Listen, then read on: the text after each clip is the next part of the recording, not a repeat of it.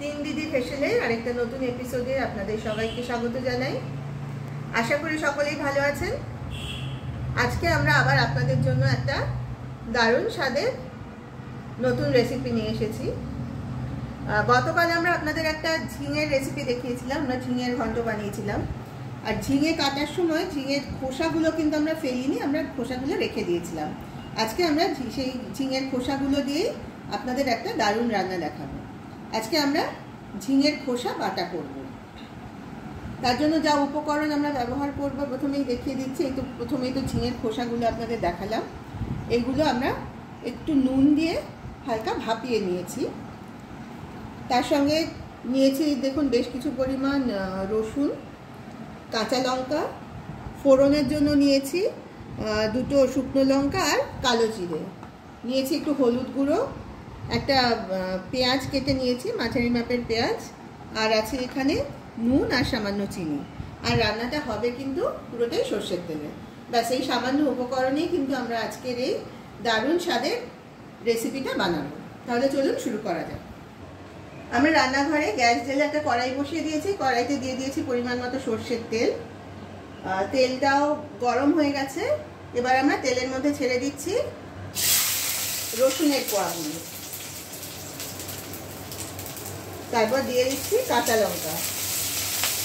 এই রসুন আর কাঁচা লঙ্কাটা আমরা প্রথমে একটু ভেজে নিচ্ছি।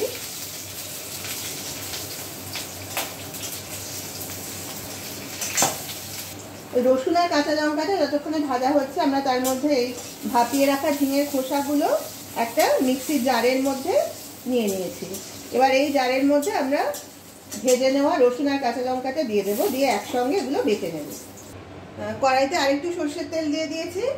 এবার তেলের মধ্যে দিয়ে দিলাম 1/2 চামচ মতো কালো জিরে, আর তার সঙ্গে দিয়ে দিচ্ছি দুটো শুকনো লঙ্কা অর্ধেক করে ছিঁড়ে দিলাম।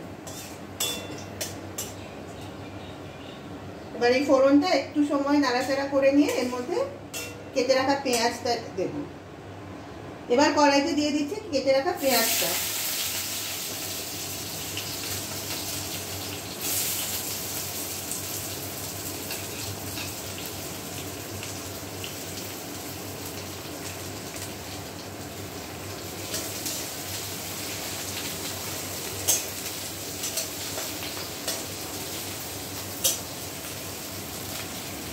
আমাদের পেঁয়াজটা ভাজা হয়ে গেছে।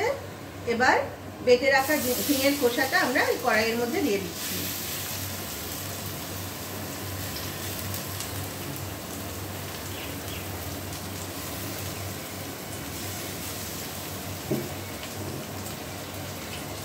এবার সব উপকরণগুলো ভালোভাবে মিশিয়ে দেব।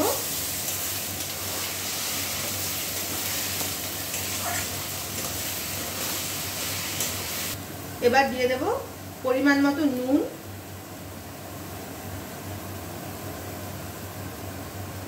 সামান্য হলুদ গুঁড়ো, আর দিয়ে দেব সামান্য চিনি। এই নুন মিষ্টিটা আপনারা সবগুলোই কিন্তু আপনাদের নিজেদের স্বাদ অনুযায়ী দিয়ে দেবেন।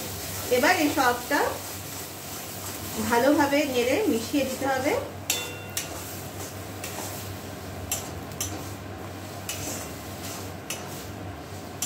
যতক্ষণ পর্যন্ত এই ঝিঙের খোসা বাটার মধ্যে যে জলীয় ভাবটা আছে, এই জলীয় ভাবটা যতক্ষণ না শুকিয়ে আসছে ততক্ষণ এই সবটা ভালোভাবে নেড়ে নেড়ে কষিয়ে নিতে হবে।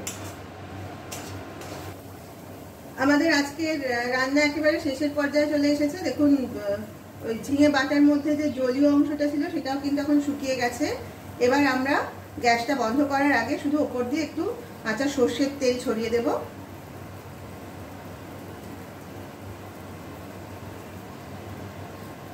এবার গ্যাসটা বন্ধ করে একটা পাত্রে ঢেলে নিয়ে আমরা সার্ভ করে দেব। এই যে দেখুন চলে এসেছে আমাদের আজকের রান্না ঝিঙের খোসা বাটা। এটা কিন্তু খুবই সহজ একটা রেসিপি।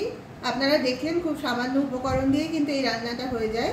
তবে এটা খেতে কিন্তু খুবই অসাধারণ লাগে। তা আপনাদের সবাইকে রিকোয়েস্ট করব আপনারা অন্তত একবার হলেও বাড়িতে এটা বানিয়ে খেয়ে দেখবেন, আর খেয়ে কেমন লাগলো সেটা প্লিজ আমাকে জানাবেন কমেন্ট করে। আর ভিডিওটা ভালো লাগলে অবশ্যই একটা লাইক দেবেন এবং শেয়ার করবেন আপনাদের পরিচিত সকলের সঙ্গে।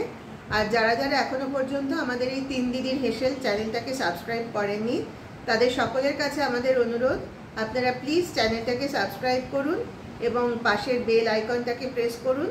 তাহলে আমাদের এই চ্যানেলে যখনই কোনো নতুন রেসিপি আপলোড করা হবে আপনারা কিন্তু তার নোটিফিকেশন পেয়ে যাবেন। আজ তাহলে এই পর্যন্তই, আবার আগামীকাল আপনাদের সঙ্গে দেখা হবে একটা নতুন রেসিপি নিয়ে। সবাই ভালো থাকবেন, নমস্কার।